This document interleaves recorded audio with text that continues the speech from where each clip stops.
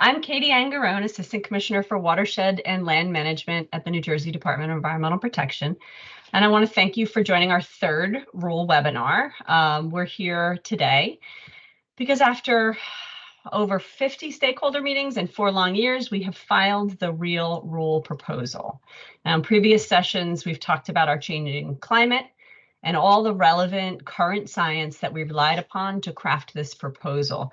But it bears repeating that your input has also been invaluable, so thank you. Today, we're going to hear from Director Jen Moriarty. She is the Director of Land Resource Protection, and we'll hear about the highlights on coastal climate protection in the rule, as well as the detailed next steps in the rule process. I'm sure that we would all agree that our coast is a treasure, and we're tasked with protecting its natural beauty, the critical ecosystem services that it provides, as well as the vibrant coastal communities and all the economic benefits that they bring us. We have a healthy respect for nature here at DEP. Nature is powerful, and this rule reflects that understanding. And it also reflects that nature is changing. You can see it in the headlines. For example, just this morning, NOAA released their 2024 Atlantic hurricane season outlook, in which they indicated that there is an 85% chance of an above normal season, 10% chance of a near normal season, and a 5% chance of a below normal season. Now, we're all hoping for a mild season, but hoping is not enough, and hoping is not our job. It's not the responsible response. We must ensure that our communities and our ecosystems are ready for the impacts that are already happening and will continue to happen. So today you're going to hear about several ways that we propose to give nature the space needed to change and to ensure that we are being nimble as innovative solutions are presented. You'll also see that we're acknowledging New Jersey's critical efforts to reduce the impacts of climate change through renewable energy. We are following our principles by following the science and finding the best balance. So in addition to being powerful, nature is also adaptable and we can learn from it. Leonardo da Vinci said that nature is the source of all true knowledge. That idea is the basis for nature-based solutions that you'll also hear about today. And even outside the rule context, we are dedicating time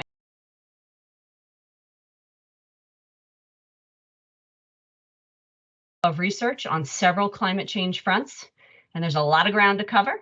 Thank you for being here as we present this proposal, which we really believe represents our best efforts to protect our coast. Jen, I'll hand it to you. Thank you, Katie. I have a slideshow that hopefully everyone can see. Just started sharing it.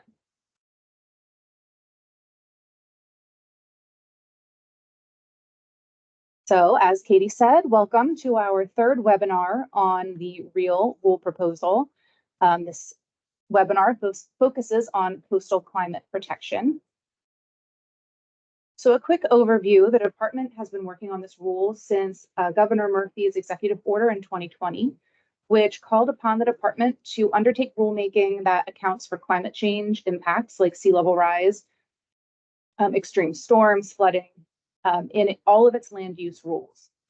The department has met with industry groups, environmental groups, and others to understand what challenges they face and see what we could do to try and change them. So at the end of that process, we've arrived at the proposal we filed a few weeks ago. REAL proposes regulatory reforms to our land use rules that take the future into account for development that's occurring today so that that development can last into the future. The anticipated schedule for next steps here related to REAL is on this slide. So we filed with the Office of Administrative Law on May 2nd, and we are undertaking the 4 webinar sessions that we're going on now through next week. We anticipate that the rule will be published in the New Jersey Register in July, at which point there will be 3 months for the public to comment on the rule proposal. But as many of you know, there's a courtesy copy of the rule on the department's website now. So essentially you've got 2 months now to read through the rule at your leisure before it's published in the New Jersey Register. and then another 3 months after it's published in which to review and submit your comments and thoughts to the department for our consideration. We'll also be holding public hearings during that time. And then once it's published in the register, we have a year from publication to adopt the rule formally. So here we have a one-slide version of the extremely informative webinar that was provided by our state floodplain administrator, Vince Mazai, this past Monday. So this is really the foundation of the real rulemaking. So for those of you who did miss Vince's presentation, we're doing 2 main things here. We're redefining the extent of tidal flood hazard areas through a proposed climate-adjusted flood elevation, which is calculated by adding 5 feet to FEMA's 100-year flood elevation in tidal flood hazard areas. And this accounts for increased storm surge that will reach further inland and require first floor elevation of buildings. We're creating an inundation risk zone, or IRZ, which is adding 5 feet to the current mean higher high water line and requiring additional analysis within that area to address risk for residential building and critical structures proposed in areas that will ultimately be permanently or daily inundated due to sea level rise. So these amendments are being applied to new development, redevelopment, and also substantial improvements to existing development. So an improvement to be considered a substantial improvement, it would need to be an improvement that is 50% or more of the value of that development. So in other words, I'm telling you this to assure you that we are not applying these rules to existing construction. So we're not going to come and ask you to elevate your house if you're just living your life in peace. And these aspects, all of these aspects of the real rulemaking do apply in the coastal zone. As sea levels rise and storms become more severe, obviously the coastal zone's environmental resources and the development there is particularly susceptible to climate change impacts. We have about 1,800 miles of tidal shoreline, including 126 miles along the Atlantic coast, and over 4.6 million people living in 239 coastal communities. So that comprises more than half the current population of New Jersey. So it is very important to note that the IRZ and the coastal climate adjusted flood elevation will apply in these coastal areas. The IRZ, or inundation risk zone, will be a new special area within the coastal zone rules that will require an analysis of risk and a review of on-site alternatives for individual permits, and any general permits in the CZM or coastal zone rules that refer back to the flood hazard rules will need to do this IRZ analysis. But those concepts have already been discussed in detail by Vince Mazai, and that webinar is recorded and on our website. So I do encourage you to take a look at that if you want to do a deeper dive. And today I want to focus more on changes that are specific to the coastal zone management rules. So this slide shows the 4 primary amendments being made to the coastal zone management rules, NJAC 7:7. And those rules regulate development in the CAFRA zone, the waterfront development area, subject to the Wetlands Act of 1970. The idea here is to balance the need for protection of the coastal resources with the safety of New Jersey's residents and the need for environmentally conscious development. So the changes in REAL include changes to facilitate renewable energy, to encourage alternate sources of shore protection like nature-based solutions, to increase interaction with the State Planning Commission for a more common sense approach to the siting of development in the coastal area, as well as clarifying certain requirements related to development over water and beaches with the purpose of protecting public safety and property. I'll go through each of these topics and we'll provide time for questions after each topic. And a disclaimer here, I developed these slides based on what I thought would be of the most interest to the most people. It doesn't necessarily cover all the changes in the proposal. So I do encourage you to review the courtesy copy so you'll be aware of anything I don't discuss today.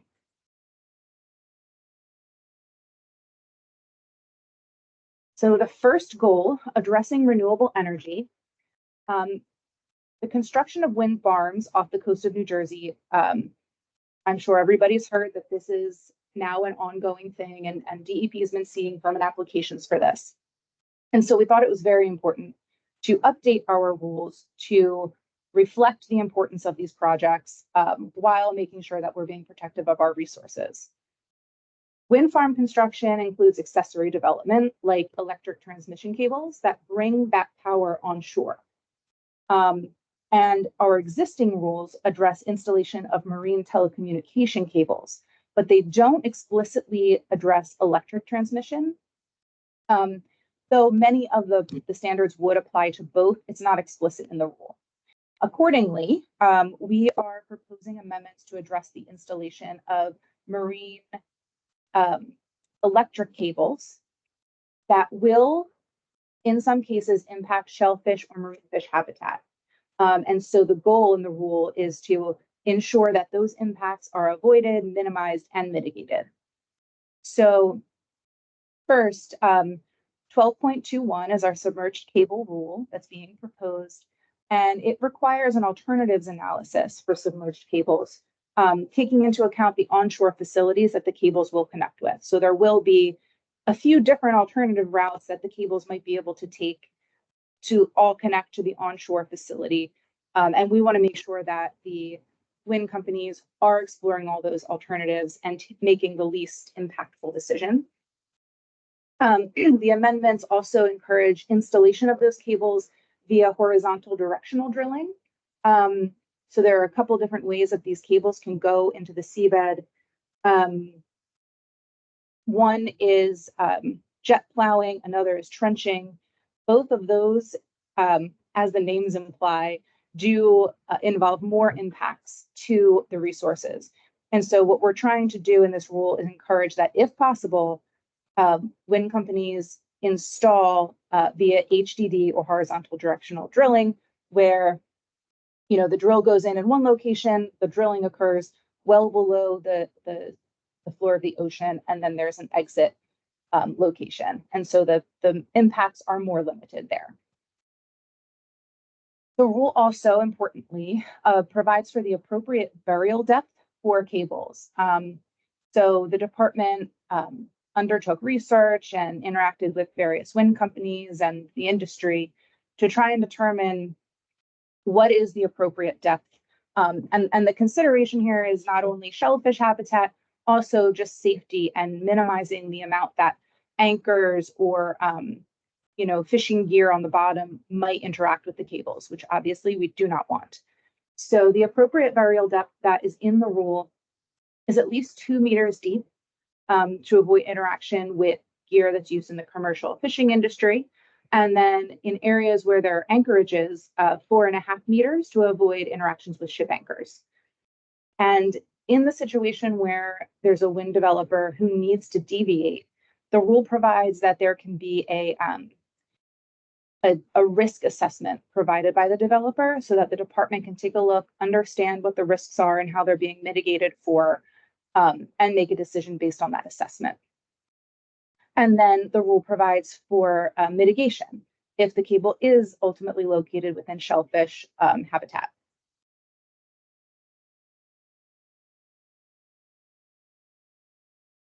So because it is in the ocean, a wind farm developer doesn't really have an alternative but to install these transmission cables in the ocean. And in some cases, those cables go through estuarine waters and the offshore facilities linking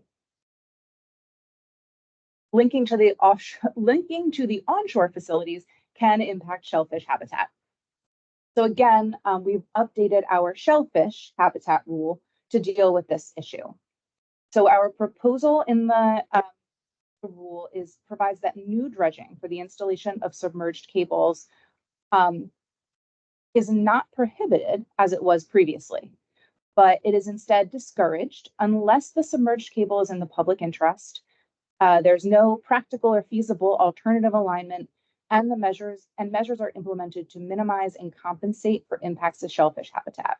So these mitigation measures can be restoration of the area, or if it's determined that restoration would likely not be successful, a donation to the department's shellfish habitat mitigation fund.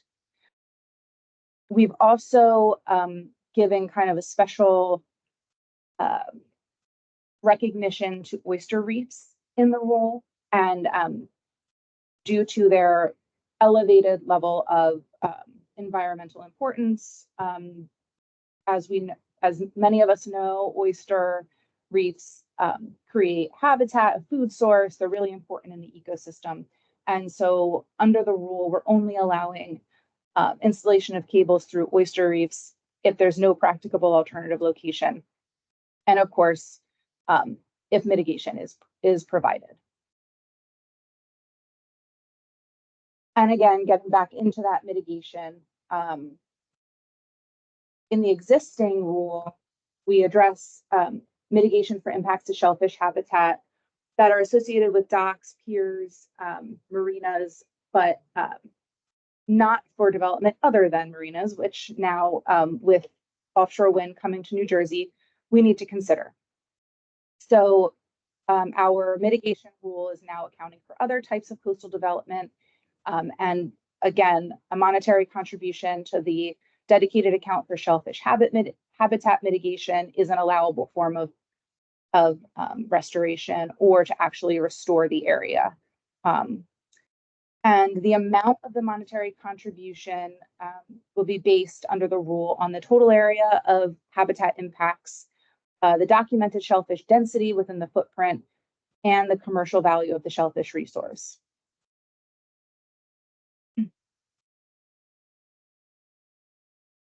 And that is the end of section 1 related to renewable energy. Do we have any questions? Okay, we do have a question about the ocean floor elevation, and Don, I'm not quite sure we have the right people in the room to answer such a technical question. Jen, I'll read it out loud just so that you're aware of it, and then we can get back to Don offline if needed. In that the ocean floor elevation is 88, what conversion is given for 2 or 43.5 meters burial depth? How many decimal places in thank you, in feet, I assume is what you mean, Don, by FT. So Jen, is that one that we can follow up on? That feels pretty down in the weeds. Indeed, yes, we can follow up with you on that one. Okay. Thank you. Yeah. All right, thank you for the question, and we will find a way to get that answer to you.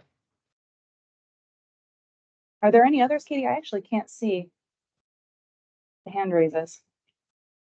Or are there not? All right.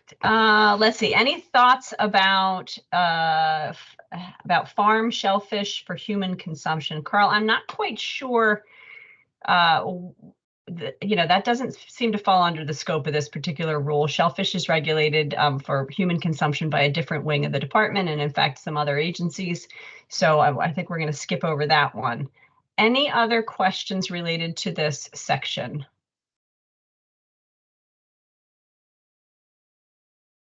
Okay. We think of one, there will be other opportunities. Yeah. All right, so the next topic is encouraging the use of nature-based solutions.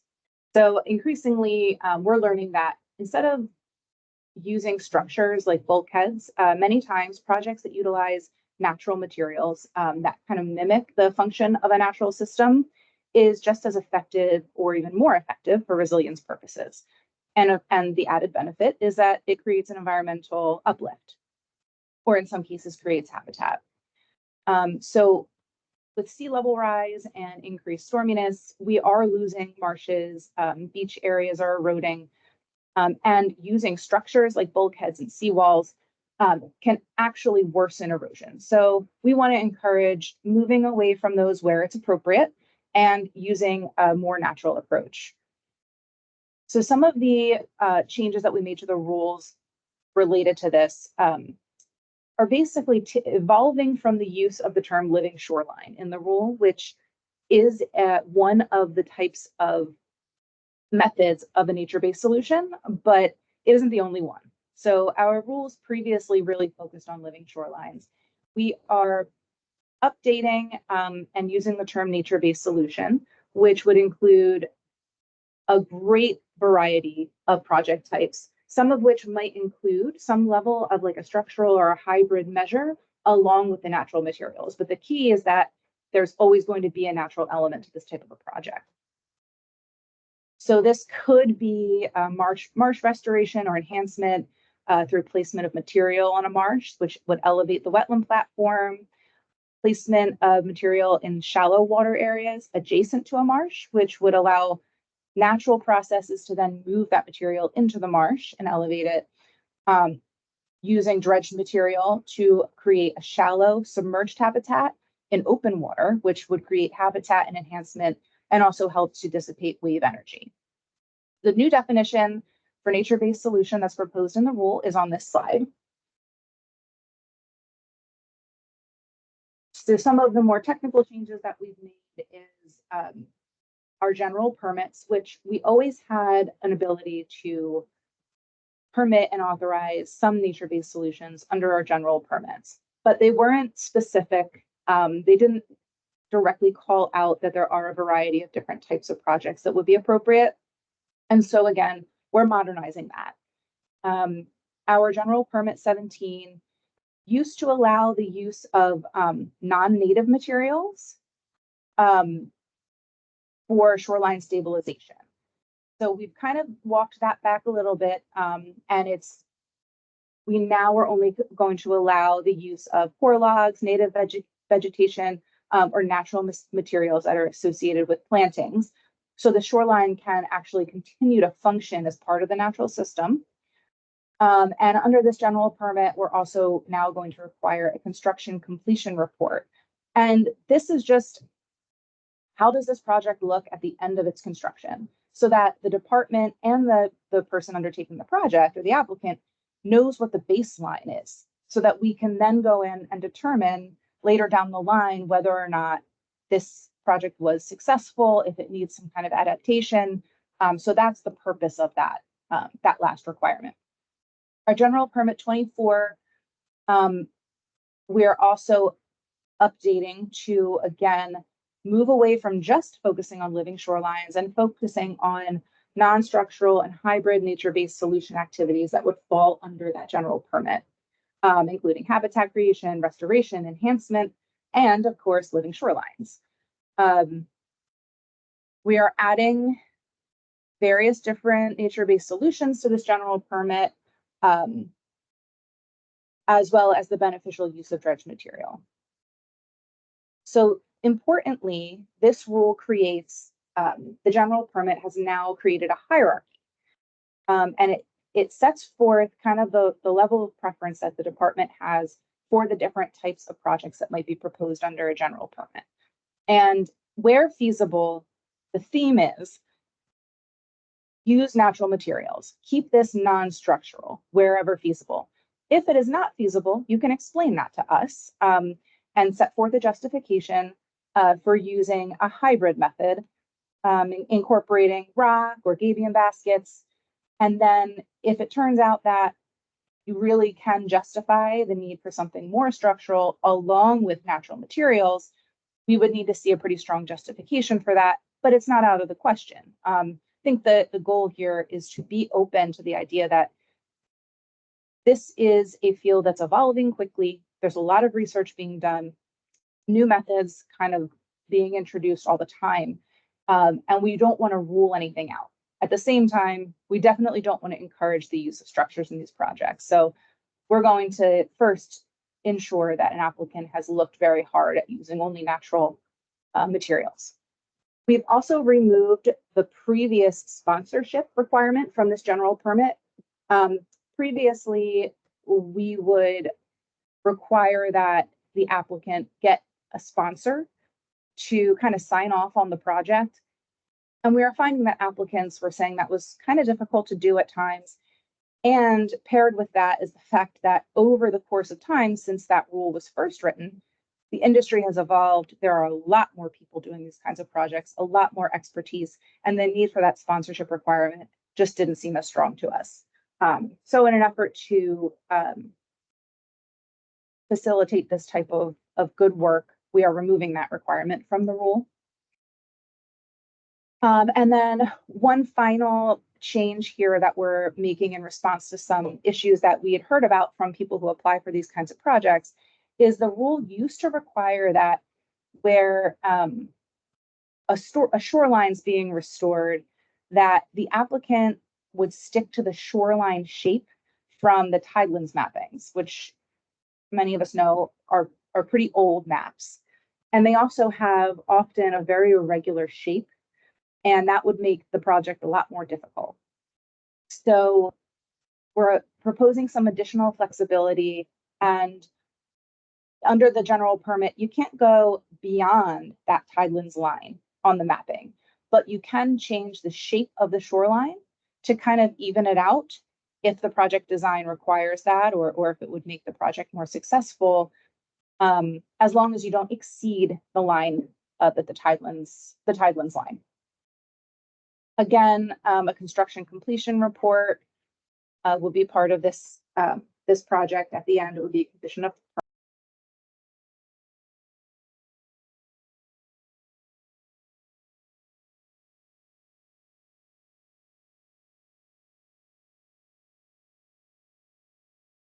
our individual permit.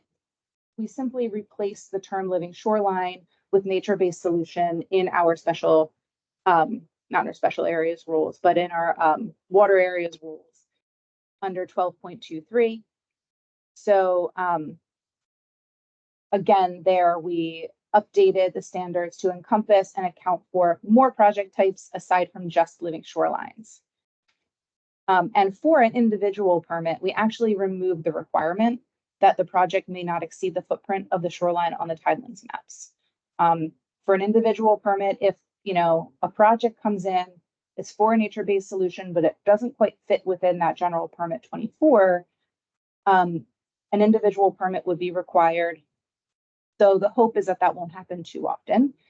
And then in that case, we're taking a much closer look. And so if fill is being proposed, or expansion of the shorelines being proposed beyond the tidelands maps, we can take a close look at that with the applicant and determine what, if any, impacts there might be to special areas, minimize that, and kind of determine if the benefit of the project might outweigh any impact to that water area being filled. We've also created a new general permit in this rulemaking. So again, as this field is developing rapidly, we're acknowledging that we don't know if something's going to work until we try. And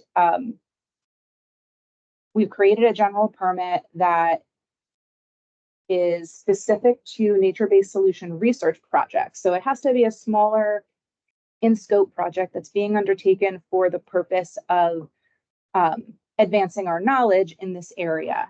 Only select entities can apply. The department can apply, U.S. Fish and Wildlife Service, some environmental NGOs with experience in nature-based solutions, colleges and universities, because those kinds of institutions have expertise in conducting environmental research. And we want to be careful with these. And of course, there's a requirement that should a project go forward and it is not successful, restoration would be required. So in the same vein, we have made a change to our coastal engineering rule. So previously, there was a common interpretation that the assessment of how a shore protection measure like a seawall or a bulkhead would impact the natural system was only required for certain applications, specifically for those that were utilizing federal or state funding. So in this rule, we're clarifying that this requirement applies to all applicants. And so if you are applying for an individual permit for a shore protection measure, then you must provide an analysis, a hierarchy again of why a structural shore protection measure is really necessary in that area, and then an analysis of how that shore protection measure might impact the overall beach and dune system's functioning. Again, having a vertical structure, especially in an area that might receive wave action, can really worsen erosion very quickly. And so we want to be careful with how we're helping applicants through the design process and the environmental review process, make sure unintended consequences don't happen. And we're also amending the dunes rule. So we're just clarifying because, you know, as time has gone on and the Army Corps comes in and does their wonderful shore protection projects, they are also including engineered dunes. And sometimes once there's an engineered dune in a system, applicants come to us and they tend to think that the natural dune is no longer protected or no longer serving a purpose, which we understand, but we want to make sure it's clear that those dunes are still very important, still serving a function, and are still going to be regulated and protected. And that's because the sand that's part of that dune, even if it's not the large engineered dune, it still provides an area where sediments can accumulate and be used to rebuild dunes, to create additional protection against erosion and even breaching during storm events. They're also important habitat. So we're just clarifying in the dunes rule that the existence of an engineered dune does not deregulate the natural dune system.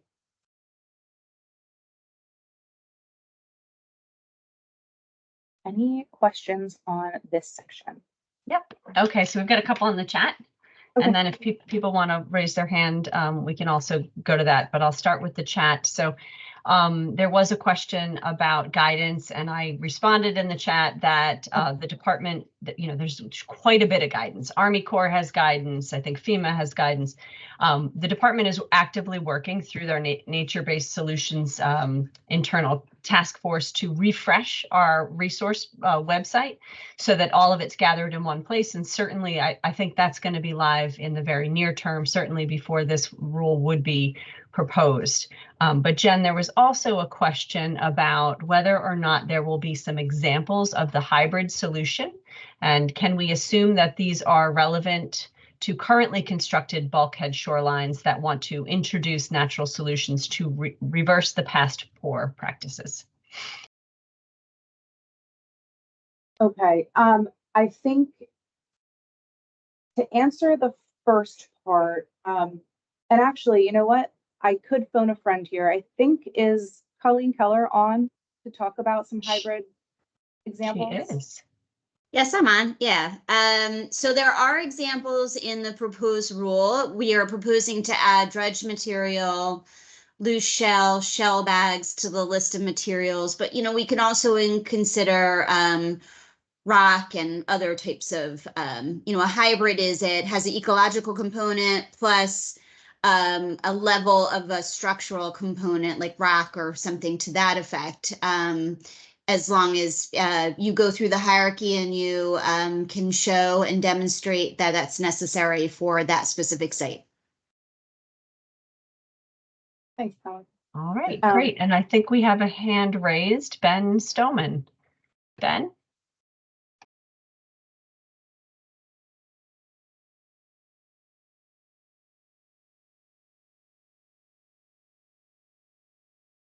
Ben, I see you're unmuted, but we're not hearing anything.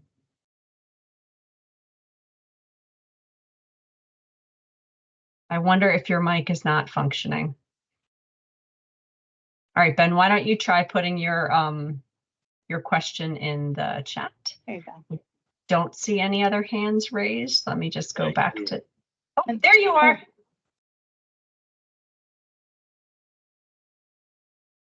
Oh, we heard you for a second. I thought. Which NGOs is he's asking for?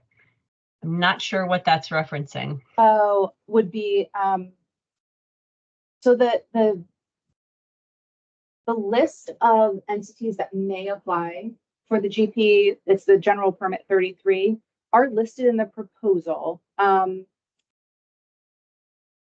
me see if I pull it up, but it also, in some cases, I don't think we are limited to what is in the proposal. Those are examples. So if there's an NGO that's an environmental NGO with experience in these kinds of research projects, come to us and talk to us, I think that you would likely qualify.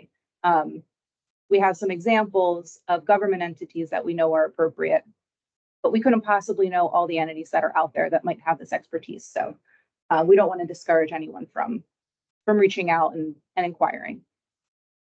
Great, thanks. And Carl asks if there's any funding available for implementing nature-based solutions. Of course, this rule does not address funding. I will note that there are some funding opportunities from time to time, and they are varied. I'll just name the ones that are top of mind. If there is a water quality nexus, of course, there is federal funding through the Clean Water Act, Section 319. And as well as occasionally there is some funding for very specific types of projects that sequester carbon through the Natural Climate Solutions grants. Those are not open at present. And I would imagine that there are other federal sources as well. NIFWIF comes to mind and such. So that is something that we also would like to put on a resource website and that we're working on so that it's all neatly in one spot for you. Okay, Michael Lucy asks, do existing bulkheads that are to be reconstructed required to do the adverse shoreline analysis? So if the bulkhead would require an individual permit, then yes, it would. If reconstructing, but I think that typically you would probably be applying for a general permit in that case. And you would not need to go through that analysis, but feel free to clarify or ask any follow-ups. Especially with site-by-site information, those sorts of questions are sort of challenging to answer sometimes. Okay, Brian Budney asks, as these shoreline stabilization measures are in a dual jurisdiction area with Army Corps, has the nature-based solutions been vetted with the Corps for permitting on their end? I will tell you that we regularly coordinate with the Army Corps, and I think our team over in Jen's shop has a pretty good understanding of what the Corps allows and what they don't. Jen, do you want to elaborate at all on that? No, we do, and we've also been closely collaborating in terms with the Army Corps in terms of sediment management and trying to keep sediment in the system, and the Corps does share that goal. And is encouraging the department to kind of pursue those kinds of things. And again, yeah, I mean, just our regular coordination with the Corps. They know what we're doing. Oftentimes, Corps does need to weigh in on these projects, depending where they are. And so we've always kind of seen eye to eye with them on this and stay in close communication. Great question. Yeah. Okay. Carl, I'm not sure about the nexus of this, so I'm not going to read that comment. Okay. Any other hands? All right, Jen. Okay. Press on. All right. So Section 3 deals with amendments to the rules at subchapter 13. And subchapter 13 kind of establishes the planning side of our Coastal Area Facility Review Act. And there is a close nexus between the planning and the permitting side. So what the changes that we've made that, I am choosing to highlight in subchapter 13. Number one, we're creating CAFRA critical environmental sites. And then there are, of course, regulatory requirements that go along with that. And we're also amending the department's process when we're reviewing the State Planning Commission's actions. We've long been required to review these actions when the State Planning Commission takes one in the CAFRA area, but we haven't had a well-defined process for that. So we're trying to correct that here.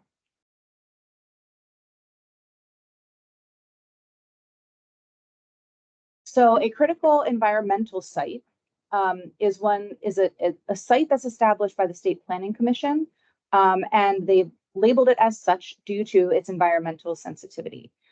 So what the department is doing is incorporating those critical environmental sites that we deem important to the CAFRA area into our CAFRA mapping.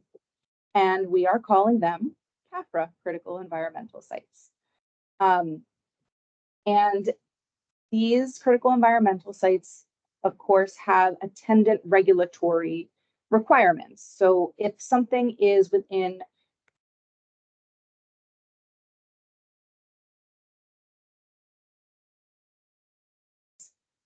on the state plan or within the CAFRA state planning map, there is a correlating impervious cover limit and vegetative cover requirement in the CZM rules that the department implements.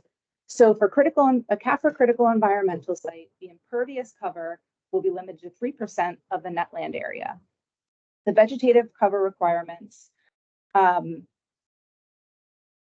70% tree preservation on the forested portion of a site and 5% tree preservation and or planting for the unforested portion of that site.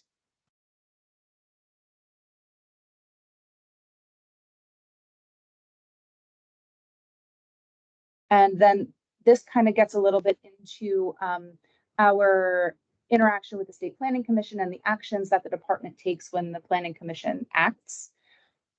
So we proposed first and foremost a definition for formal action by the State Planning Commission, because when the State Planning Commission takes an action that changes a boundary within a CAFRA area, the department reviews that to see if it's consistent with the Coastal Area Facility Review Act.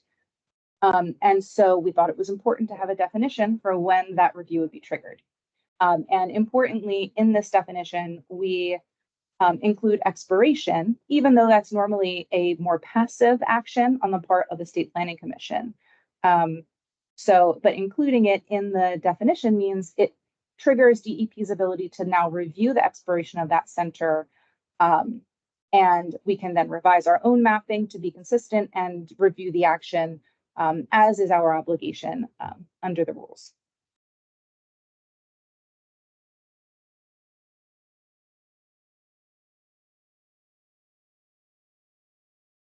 So we've also, as I said before, set forth the factors that the department is going to consider to determine whether or not an action of the State Planning Commission is consistent with CAFRA and whether we want to adopt that action into our CAFRA planning maps.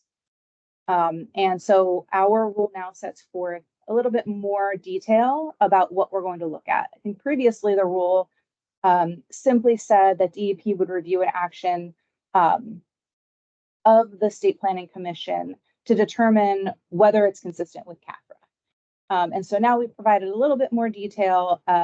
We're requiring that the action that the applicant for that mapping change explains that it's consistent with the CZM rules and the coastal goals within those rules and CAFRA, and that they can show special areas under our CZM rules are excluded from centers because center designation would encourage development. And we don't want to necessarily encourage development within our special areas because they are subject to special protection under our rules. The applicant will submit that narrative to the department, and then we can request additional information and kind of have a back and forth about the proposed change.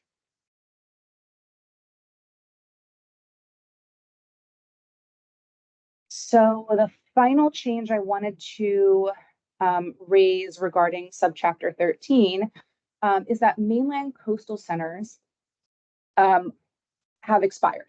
So they expired, I think, in 2016.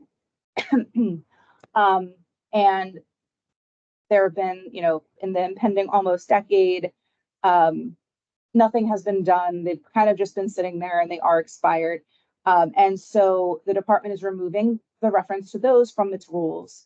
And of course, still, and as was the case for the past, 10 or so years, a municipality can still seek center designation. They have to go through the state plan endorsement process to do that. And then non-mainland coastal centers. So these are often barrier islands, and they did not have an expiration date put on them when they were created by the department. And I think that's because they were mostly built out. I think we all have probably seen that when we've been on our barrier islands. But at this time, as we were making these amendments to our coastal zone management rules, the department has determined that we should essentially expire those non-mainland coastal centers that are in the CAFRA area, because likely they are going to become inundated. The effects of sea level rise will be here, and we do not want to encourage development in those areas. So we are expiring those non-mainland coastal centers in the rule. The exception to that, of course, is we have one non-mainland coastal center that has permanent status, and that's Atlantic City.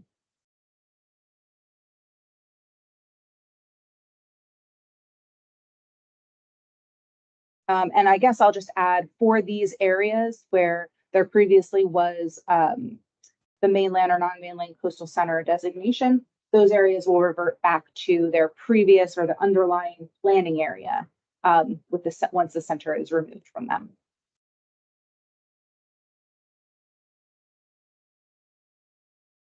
Okay, we're at the end of our third section. Any questions? Let's see, is the chat active? Okay, we do have one question from the previous section and I'm happy to entertain it. From Timothy Gleason. He said, let's see, apologies if this was discussed, but what type of permits would be needed for using wave attenuation devices in waters such as Barnegat Bay? This would be used in conjunction shoreline project along a property. And I just, before you jump in and answer, Jen, I want to say that, one of the things that we're trying to do both inside the rules and definitely outside is to make sure that we are looking, whether it's a grant that we're giving, that we're looking at the whole system. I think we've found ourselves in a position in a couple of times where, over the years, we've done a one-off project here, a one-off project here, and sometimes they end up cross-competing. So this is a good space for me to say that we are really trying to focus on that as part of our nature-based solutions task force, and we've got lots of expertise in-house, and I'm really looking forward to when we're ready to kind of talk to the greater public more broadly about that. And really embracing nature and the systems approach. But again, the question, Jen, was wave attenuation devices in waters such as the Barnegat Bay, what types of permits would be needed? And this would be used in conjunction with a living shoreline project along the property. Right. So, and I think if it is in conjunction with a living shoreline, this would fall within that GP24, most likely. Again, I think we would, as I think Katie was saying, it's always going to be site specific and project specific. The hope is that we will capture a lot of these kinds of projects within that GP24, as long as there's a nature-based component to it. But we'd have to take a look at the scope and the specifics of the design, and then we would be able to better guide you as to whether it's a GP or an individual permit. And with all permitting requests, and particularly when we're talking about innovative technologies or new approaches to things, we always recommend that you talk to us early and often so that we can help you build something that is successful and meets your goals as well as ours, and meets the rules, moreover. That's definitely what we're looking at. Okay, Michael Lucy, it looks like this is maybe a comment. So you're basically returning barrier islands like Ocean City to environmentally sensitive planning areas, and only allowing 3% coverage in CAFRA IPs. So, right. So for an IP, yes, on a non-mainland coastal center, upon the expiration of that center, it would go back to the environmentally sensitive planning area, and the impervious would drop. When the department looked at this, a lot of the barrier islands are quite developed, and redevelopment as you know, if there's existing impervious on the site, it's not going to be a huge issue. If there are undeveloped sites, then there would be the 3% limit in most cases. But again, there's the option to seek designation should a municipality want to do that. And there's probably somebody on the call that could speak to this more than I, but but I think that answers the question. Okay. And there is, but I think you nailed it. So, okay. Can you please re-explain how the CAFRA critical environmental sites are established?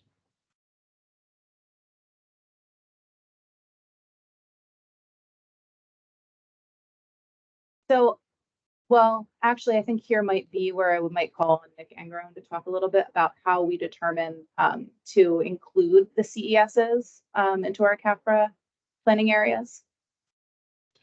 Sure. So critical environmental sites are generally defined as environmental resources that don't meet the 1 square mile planning area criteria in the state plan. And so they are typically identified to recognize those environmentally sensitive areas, but that may be more limited in scale and scope. When the State Planning Commission approves a plan endorsement, endorses the local government through the plan endorsement process, we are frequently including critical environmental sites. And as such, once the State Planning Commission takes that formal action, we then review it as part of the CAFRA consistency review. So it's once it's presumably reviewed and approved, determined to be consistent with CAFRA, it gets adopted into the coastal planning map, at which point it becomes a CAFRA CES. And sorry, I'm Nick Angerone. I'm New Jersey's Chief Resilience Officer and the department representative to the State Planning Commission. Thanks, Nick. Don't turn your camera off yet. We got a couple more questions on state planning, I think. Ben Stoneman asks, is the 10-year CAFRA Center expiration every 10 years over and over? So the 10-year, when the State Planning Commission endorses a community, it is a 10-year endorsement. Excuse me, that has in the past frequently been extended either by law, permanent extension acts, for example, or emergency executive orders, but every endorsement has a 10-year expiration. So part of what Jen presented is we want to make sure that the rule recognizes that 10-year endorsement and expiration of that endorsement, and gives us the opportunity to determine the consistency with CAFRA. All right, thanks. John Barry asks, will the centers immediately sunset when the rules go into effect, or will there be a phase out? And these are centers that were adopted by rule in the first place. Am I correct? So that would lead me to answer that they will be sunsetted when the rule is adopted. Okay, I think we have a hand up. Susan Bristol. Hi, can you hear me? We can. Yes. Great, thank you. I have a question about groundwater, and especially on the barrier islands. And there was a lot of, I guess it's anecdotal, but professionally observed anecdotal evidence that after the dunes were rebuilt, that somehow they may have, all the pumping of sand and the new load may have pushed the back of the dune groundwater like higher in a very noticeable way. I've also been told that the high water table there really does limit what sort of green infrastructure projects might be buildable on a barrier island, at least on the land part. So I guess my general question is, what is the role, if any, of groundwater? Is there any science on that? And how does that affect some of these wonderful efforts? Susan, I think you have my house bugged because I was just talking about this morning. There was a really interesting article that I've not finished reading, so I don't want to fully endorse it, but in the Washington Post about the rising of groundwater and how it will affect septic systems, for example. And that is a question that I have raised with our Division of Science and Research as well as NJGS to better understand. You can see it playing out in the headlines in Miami and Key West.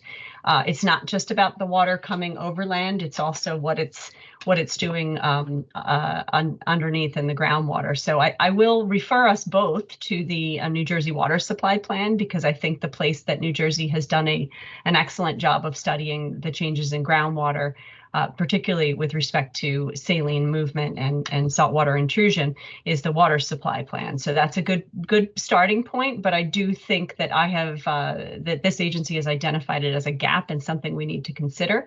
I will tell you that when it comes to green infrastructure and stormwater, we most definitely do consider the groundwater.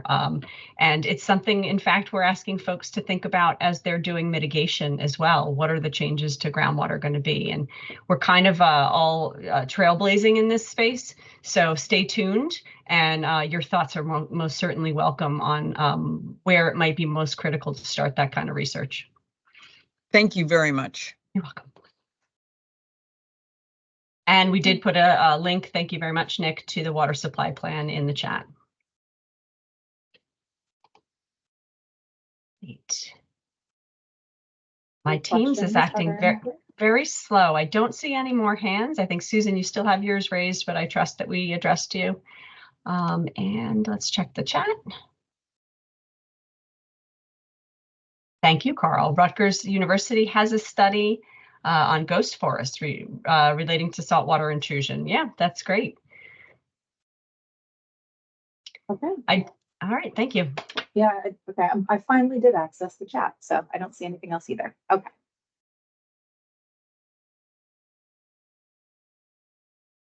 All right, so this is our final section. So we took a look at the rules, and as I said, this presentation does not reflect every change in the rules, but these are ones I thought would be important for people to understand. And so I'm highlighting them here for you, even though they don't fit neatly within one of the other categories. So development over water is something that, in keeping with the goals of REAL, we need to be very careful about for obvious reasons related to storms and sea level rise. So within our coastal zone management rules, there's an exemption that's commonly called the ZANE exemption. And it's an exemption for needing a permit that would allow a structure that's a waterfront structure that was legally existing prior to January 1st, 1981, to be rebuilt. The rule says, or the ZANE amendment to the statute says, that can be rebuilt, repaired, renovated, or reconstructed as long as it remains the same size. And the rule currently reflects that exemption and says you're exempted from the need to obtain a permit for the repair, replacement, renovation, or reconstruction of the pre-existing structure. So this means to the department that the structure must currently exist to be subject to that exemption. And so the structure would have needed to be present in 1981 and still exist. So we're clarifying this in the rule, and it's highlighted here on the slide to clearly state that the structure has to currently exist. What we've been seeing over the years is that applicants are coming in seeking to use that exemption for structures that were in existence prior to 1981, but the structure had been removed for a long period of time. And that was not the intent of this amendment, not the intent of the rule to kind of allow a forever permit for a structure over the water where there are such sensitive resources and where there is a public safety concern. And so we are proposing this change to clarify that this exemption applies provided the structure is currently existing. And then again, and again, if the structure does not currently exist, it doesn't mean you can't have it. It just means you need to get a permit. And in some cases, you might be able to obtain that permit. In some cases, you might not, because it might not meet the rule standards for development at the water. And then we are also converting our former permits by rule, which were essentially a permit that you did not have to apply for. If your project met a certain checklist, because it was usually a small impact and less of a risky type project, it was immediately permitted without the need to come to the department for a review. And so there were permits by rule for single family homes and duplexes and commercial development in our CZM rules that are being converted to a general permit by certification. And this is still a fairly easy application process. All it requires is a certification of an engineer to say that the project will comply with elevation and floodproofing standards of the rule. And it helps us to provide better tracking of what's being built along the water. And then we are also clarifying in the former permit by rule, now a permit by certification for reconstruction of single family homes and duplexes, that the development must be landward of the mean high water line to be, to essentially get this automatic permit. If it is waterward of the mean high water line, this automatic permit does not apply. And you would need to come in and apply for an individual permit.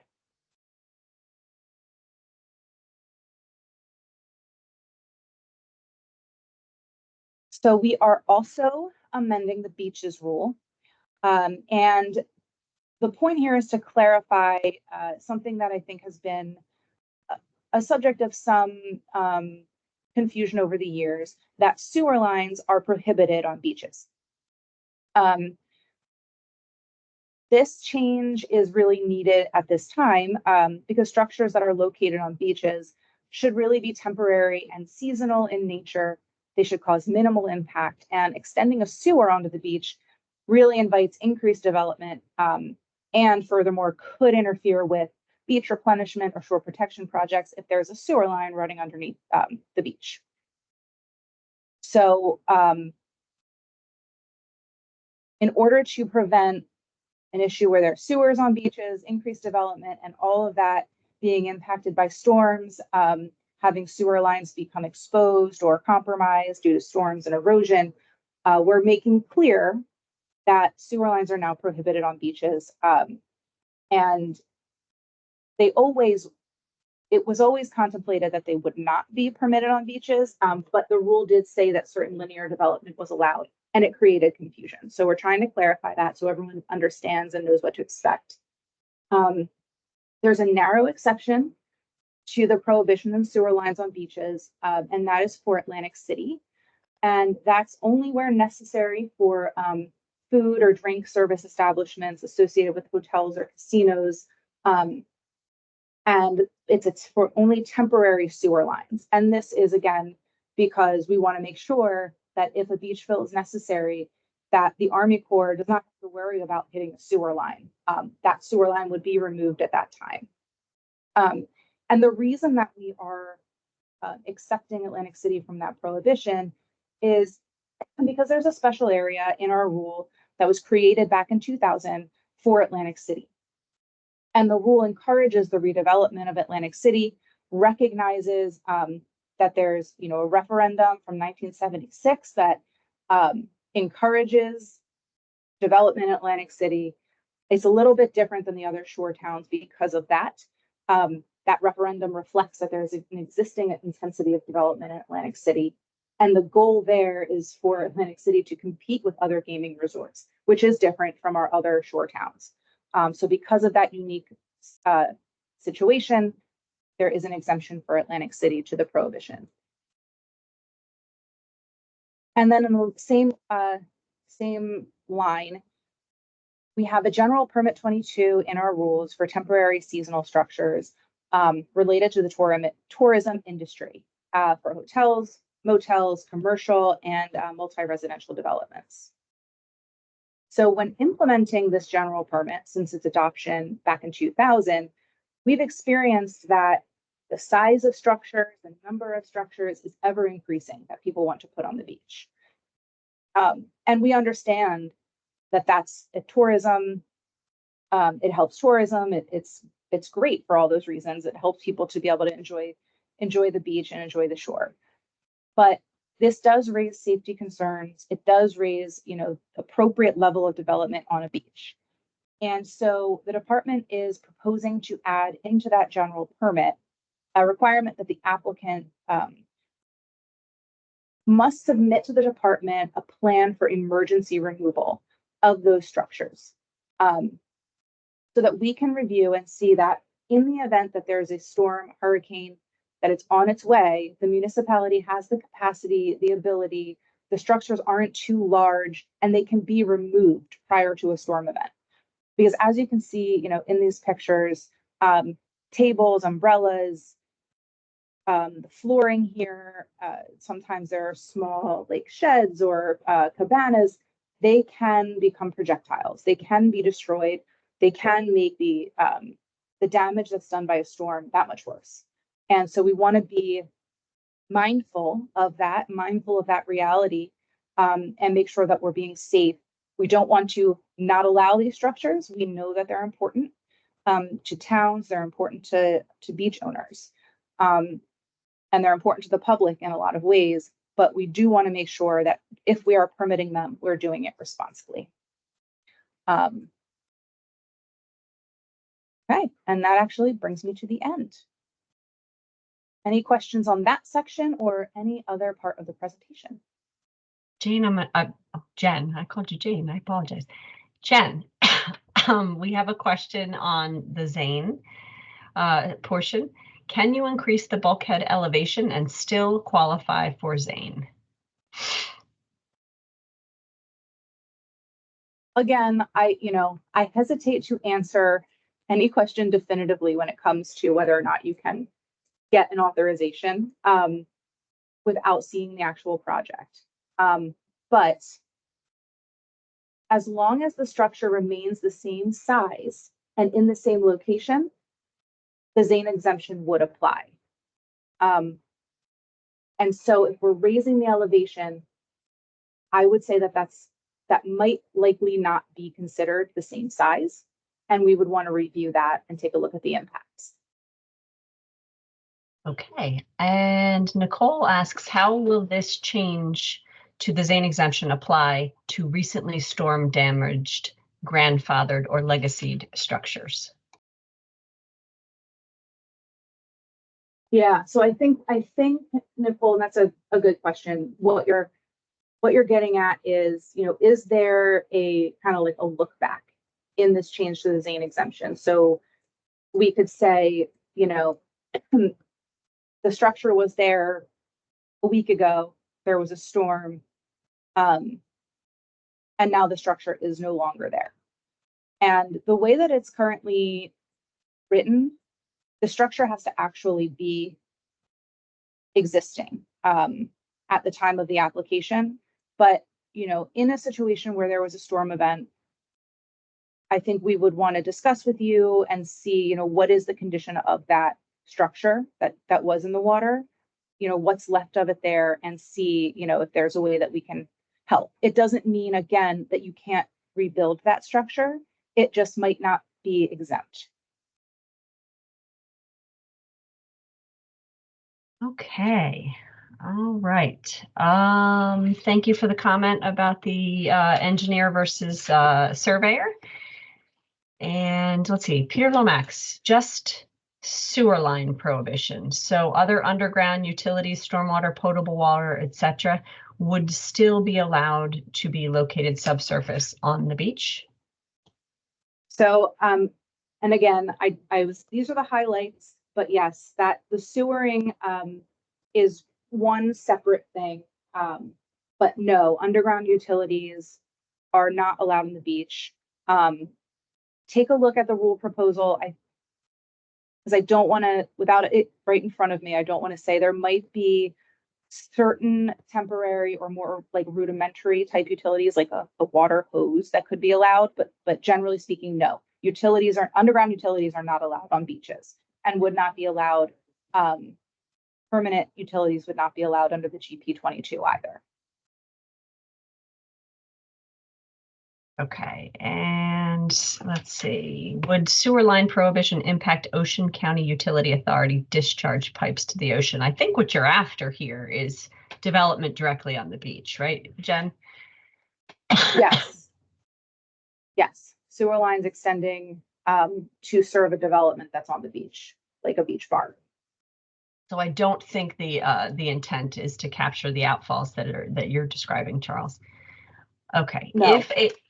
If a structure is in severe disrepair, it is considered to be existing. Is it considered to be existing for the purposes of a Zane exemption? For example, is a pier with some deck, but mostly pilings remaining, considered to be existing if there's reconstruction of the pier, if reconstruction of the pier is proposed?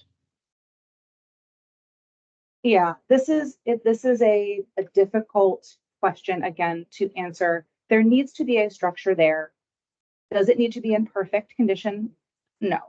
But there needs to be something there that could be reasonably reconstructed or renovated. It can't just be completely gone or has been gone for, years. And now you're coming in and seeking the Zane exemption.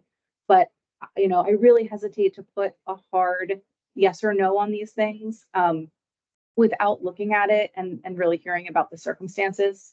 Yeah. I So don't much think that much of this is case by case. And, Yeah. And I know that is at times an unsatisfactory answer, I know. but that is the reality of it, unfortunately.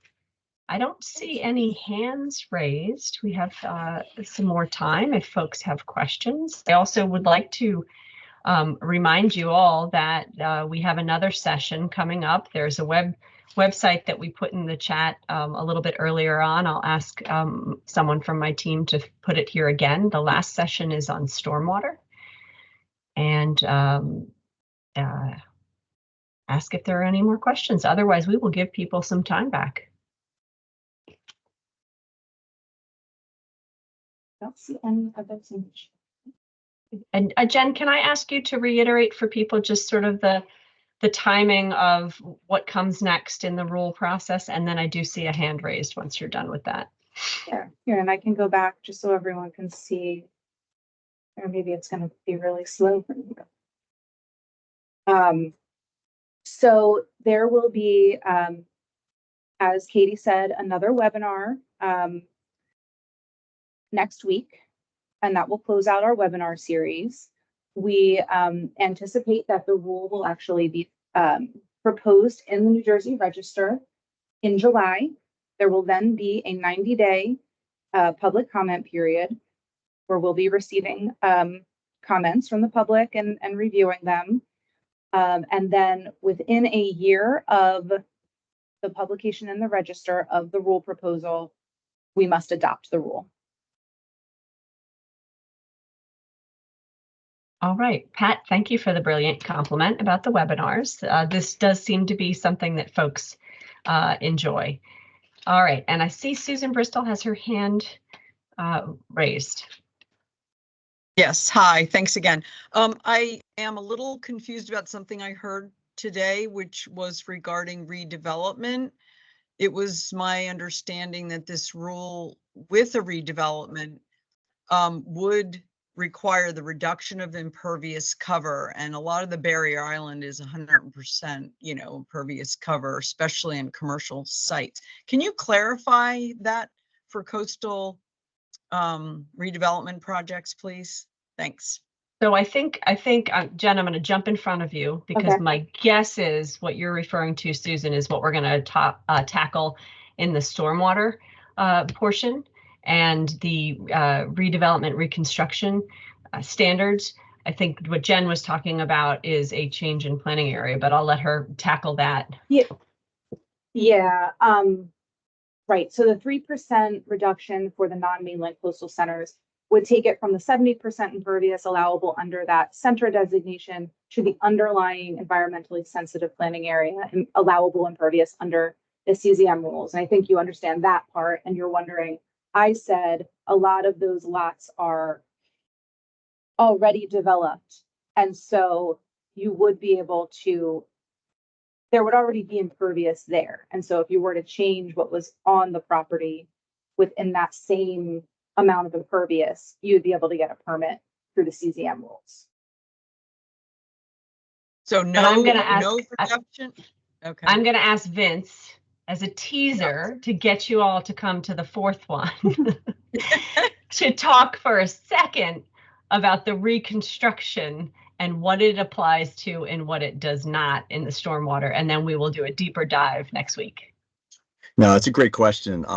So we tried to create sort of a bright line between maintenance related activities that don't provide any real opportunity to make things better versus reconstructing something. It's kind of like removing what's there now and putting back something new. So now there could be an opportunity, and every situation is different. Every design is different, obviously. But if we're talking about milling and repaving or fixing pavement, that sort of thing, that's maintenance. That is not triggered, doesn't trigger any stormwater management standards. If someone's removing the pavement, down to it's, to the ground, you're just removing all the structures and putting something back or reconfiguring the site. That's what we see a lot, right? We see people moving buildings around and taking areas where there's pavement and putting something else there.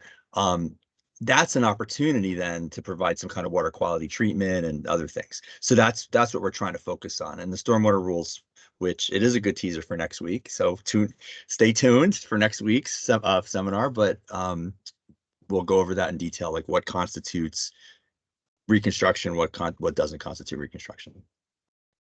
Thank you so much. Right. All right. Let's see. If you conduct maintenance to a house in a tidal flood zone, roof, windows, floors, and you go over 50% improvement, will you be required to elevate to the 5 feet plus 1? This would be on a lagoon. Vince, this brings you back to Monday. I'm going to hand that one to you. That's right. And Kim, that's a point that a lot of folks have brought up to us that, hey, I'm just doing maintenance activities on my building. I'm just replacing the roof. I'm, putting a new kitchen in, I'm fixing the bathrooms, that sort of thing. I'm not increasing the footprint of the building. I'm not increasing the habitable area of the building. I'm just doing things to maintain it. So we've taken those things off the table as far as what our rules trigger. So you would not have to worry about in a case like that, even if it was technically a substantial improvement, you wouldn't have to worry about meeting that BFE plus 5 plus 1. Now, I will say though that the local community has its own floodplain ordinance, and that has a different definition generally of what substantial improvement or substantial damage is, right? I mean, well, I take that back. It's the same definition, but we're not using it as a trigger in all cases, as I described. But on the local level, you might have some responsibility to elevate to FEMA or FEMA plus 1 or whatever the local floodplain ordinance says, because that community has an obligation to meet its NFIP requirements. So you don't have to worry about our climate adjusted flood elevation, but you still may have some things to do on the local level to make sure that NFIP compliance is met. Thanks, Vince. I know that a lot of this stuff is sort of like a layer cake, and it can get complicated. So I appreciate you pulling that out for us. And it's a good question, Kim. Any other questions?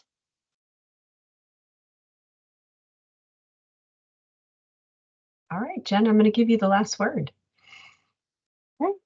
I think I've said it all. Thank you all for attending. Really appreciate thoughtful questions and your attention today. And looking forward to our next webinar and seeing your comments. Thanks, everyone. Thank you. Thank you.